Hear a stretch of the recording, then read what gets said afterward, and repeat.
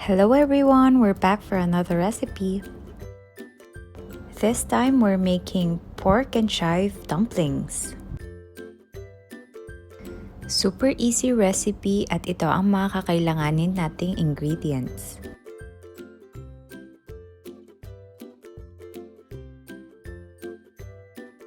Tara, umpisahan na natin.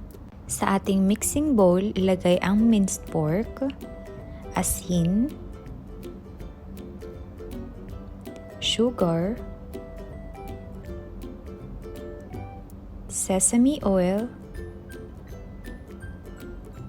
ang tubig o kaya pwede naman ang pork broth. Ilagay na din natin ang ginger, ang minced garlic,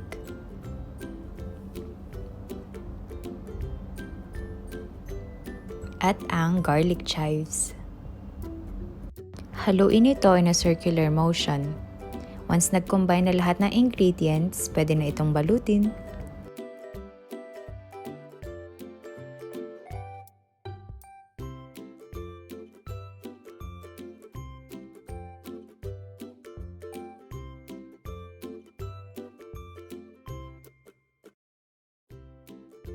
And for the fun part, magbalot na tayo.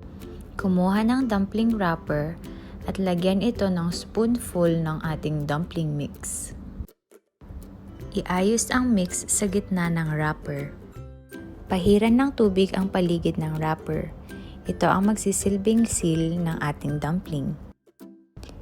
I-fold ang wrapper at pagdikitin ang mga sides nito.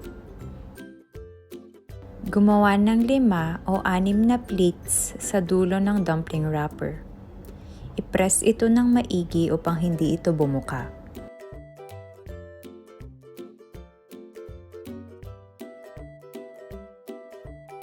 At ito na siya. Gawin lamang ito hanggang mabalot lahat ng ating dumpling mixture.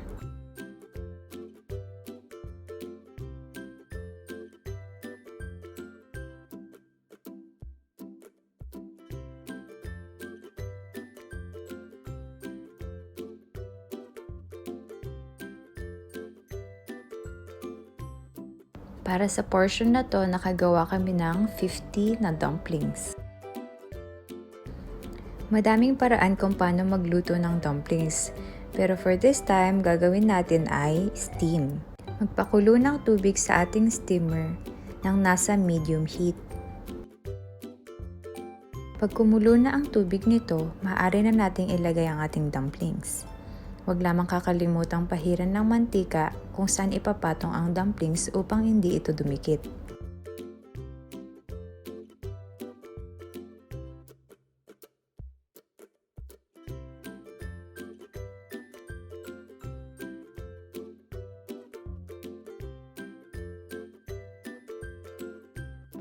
Takpan ito at hayaang ma-steam ng 5 minutes.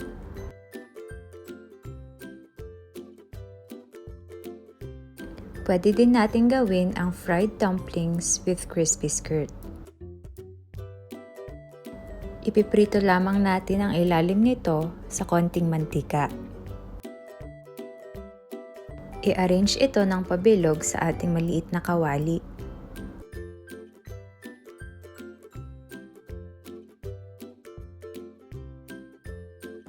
Hayaan itong maprito hanggang maging golden brown.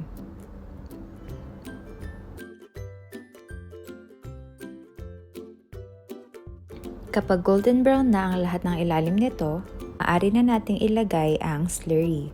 Ang slurry na ito ay gawa sa half tablespoon ng all-purpose flour at half tablespoon ng cornstarch.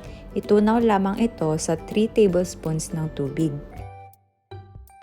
Lagyan ng slurry ang paligid ng dumplings hanggang matakpan ang buong surface ng ating kawali. Takpan ito at ilagay lamang sa low heat. Mag-i-evaporate ang slurry at ito na ang magiging itsura nito. At ito na ang ating fried with crispy skirt dumplings at ang ating steamed version.